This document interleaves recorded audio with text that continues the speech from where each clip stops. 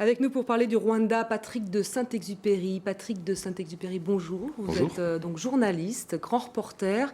Vous avez suivi pour Le Figaro les événements qui se sont déroulés sur place au Rwanda en 1994. Et vous revenez là de Kigali, vous avez assisté aux commémorations pour la première fois. D'après vous, où en est le Rwanda aujourd'hui? Est-ce qu'il y a une certaine réconciliation qui s'opère peut-être à travers ces femmes qu'on a vues dans le reportage?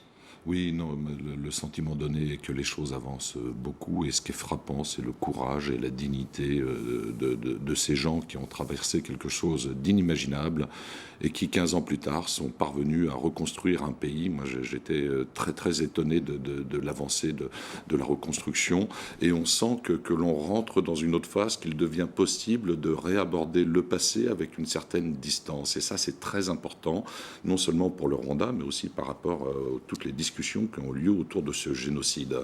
Alors Paul Kagame, qui est au pouvoir à Kigali, a appelé les rescapés à aller de l'avant dans son discours, mais elle a dénoncé encore la lâcheté de la communauté internationale, qui n'a pas su protéger les populations.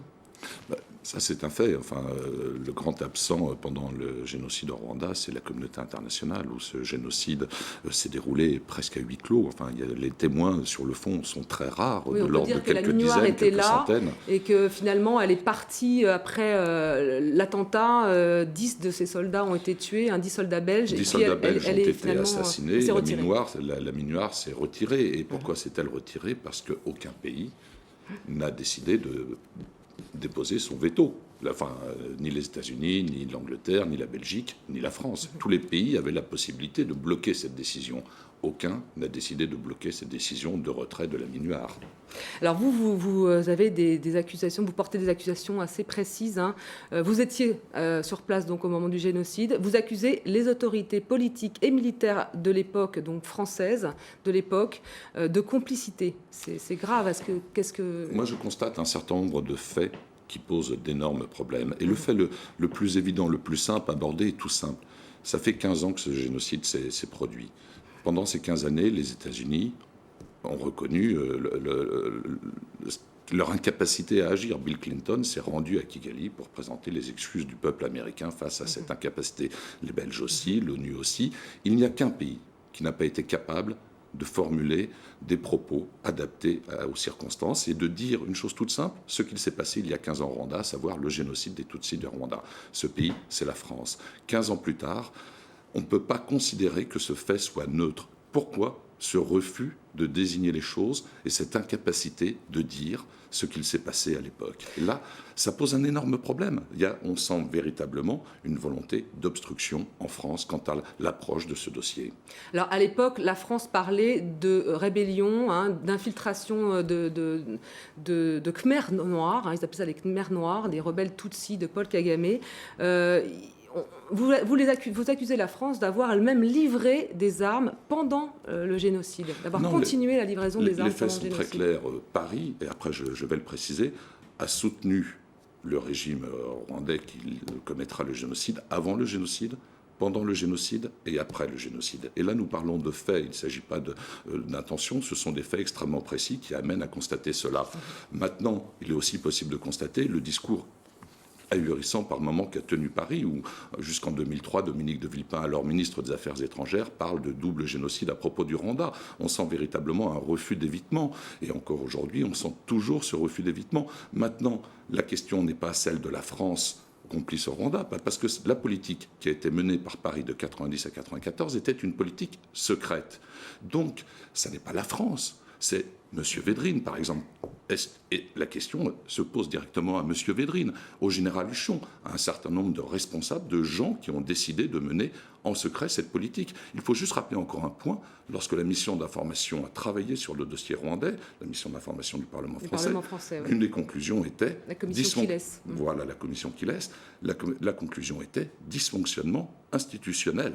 Et là, ce sont les parlementaires français qui le disaient. Donc 15 ans plus tard, on constate que les blocages sont toujours là. Il est toujours extrêmement temps de porter son regard sur ces faits qui posent un énorme problème, non pas à la France, mais à un certain nombre de responsables politiques et militaires.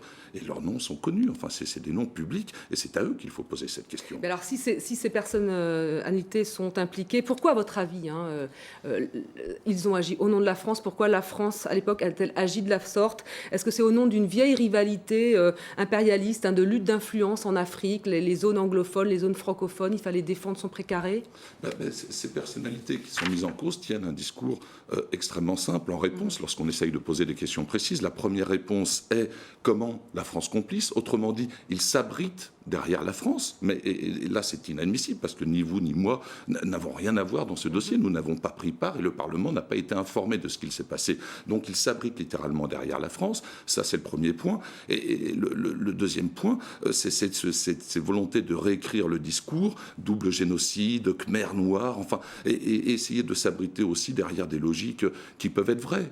Peut-être la rivalité anglo-saxonne. Mais si au nom de la rivalité anglo-saxonne, on en arrive à la négation d'un génocide 15 ans plus tard, c'est quand même terrible.